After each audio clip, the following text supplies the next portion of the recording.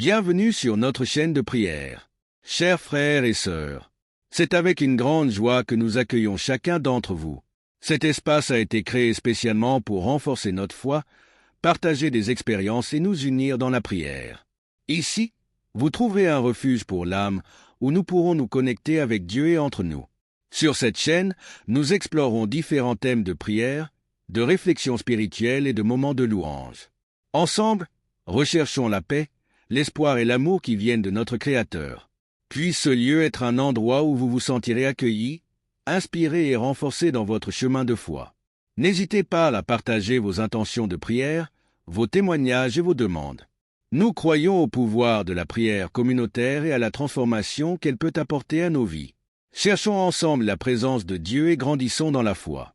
Que les bénédictions du Seigneur soient toujours sur vous. Avec amour et gratitude, écrivez au puissant canal Dieu souverain et quittez votre lac. Quelle est la valeur de votre âme? Imaginez que vous avez tout ce que le monde peut offrir. L'argent, le succès, la renommée et le pouvoir. À première vue, cela peut sembler être la définition d'une vie bien remplie et satisfaisante. Mais au final, qu'est-ce qui compte vraiment? Et si, en recherchant toutes ces réalisations matérielles, vous perdiez quelque chose d'infiniment plus précieux? Votre âme? Il s'agit d'une réflexion profonde qui nous amène à nous interroger sur le véritable sens de notre vie. Matthieu 16, verset 26 nous rappelle cette réalité avec une question puissante. Quel profit y a-t-il à un homme s'il gagne le monde entier et perd son âme?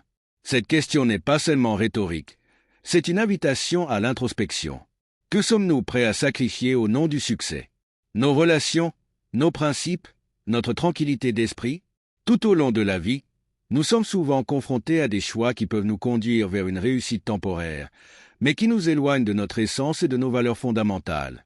Les pressions sociales et la recherche incessante de reconnaissance peuvent nous détourner de ce qui compte vraiment. Alors que nous recherchons des approbations externes, il est crucial de nous demander « Jusqu'où sommes-nous prêts à aller et à quel prix ?» Réfléchir à cette question est un exercice quotidien. Nos actions, décisions et motivations façonnent non seulement notre avenir, mais aussi l'intégrité de qui nous sommes. Par conséquent, face aux ambitions et aux défis de la vie, nous devons toujours nous rappeler que la vraie valeur ne réside pas dans les possessions matérielles, mais dans l'authenticité et la paix que nous trouvons en nous-mêmes. Alors, pendant que vous réfléchissez à la valeur de votre âme, réfléchissez. Qu'est-ce qui compte vraiment pour vous? Qu'est-ce qui donne du sens à votre vie? Cette réflexion peut être la première étape pour aligner vos actions sur vos valeurs, garantissant ainsi qu'au cours de votre voyage, vous ne perdez pas ce qui est vraiment précieux. La vérité est que nous vivons souvent d'une manière qui semble oublier que nous sommes responsables de ce à quoi nous exposons notre âme. Nos corps sont éphémères, mais nos âmes sont éternelles. Protégez-vous ce qui entre dans votre cœur?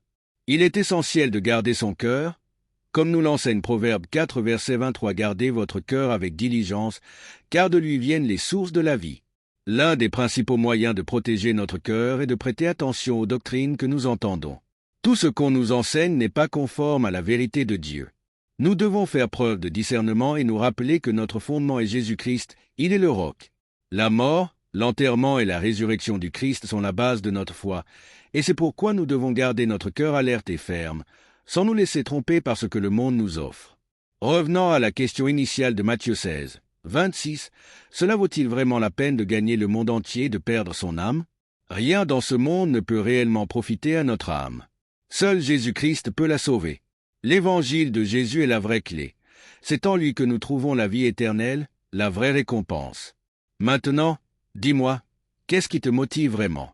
Certaines personnes recherchent l'attention, d'autres courent après l'argent. Mais la Bible enseigne qu'il existe une récompense bien plus grande que n'importe quelle louange ou richesse, l'approbation de Dieu. Colossiens 3, versets 23-24 nous rappelle quoi que vous fassiez, faites-le de tout votre cœur, comme pour le Seigneur et non comme pour des hommes. Lorsque nous vivons pour plaire à Dieu, nous savons que rien de ce que nous faisons pour lui n'est vain. Chaque acte de bonté est vu par Dieu, et notre voyage avec Christ n'a jamais de fin décevante. En fait, plus nous marchons avec lui, plus la vie devient douce. Dieu ne fait pas seulement partie de nos vies, il doit être le centre de tout. Même dans les choses les plus simples, comme manger et boire, nous pouvons glorifier Dieu lorsque nous sommes motivés par la gratitude et l'obéissance. Lorsque nous recherchons les choses du monde, nous devenons anxieux et insatisfaits. Mais lorsque Jésus est notre motivation, nos vies sont remplies de paix et de joie. L'évangile du Christ est l'endroit où nous trouvons la vraie vie. Parce que Dieu a tant aimé le monde qu'il a donné son Fils unique, afin que quiconque croit en lui ne périsse pas, mais qu'il ait la vie éternelle. Jean 3,6. Devons-nous prier ensemble? Revenant à la question initiale de Matthieu 16, 26, cela vaut-il vraiment la peine de gagner le monde entier et de perdre son âme? Rien dans ce monde ne peut réellement profiter à notre âme. Seul Jésus-Christ peut la sauver. L'évangile de Jésus est la vraie clé. C'est en lui que nous trouvons la vie éternelle, la vraie récompense. Maintenant, dis-moi, qu'est-ce qui te motive vraiment? Certaines personnes recherchent l'attention, d'autres courent après l'argent. Mais la Bible enseigne qu'il existe une récompense bien plus grande que n'importe quelle louange ou richesse, l'approbation de Dieu. Colossiens 3, verset 23, verset 24 nous rappelle quoi que vous fassiez. Faites-le de tout votre cœur, comme pour le Seigneur et non comme pour des hommes. Conformément à cette vérité,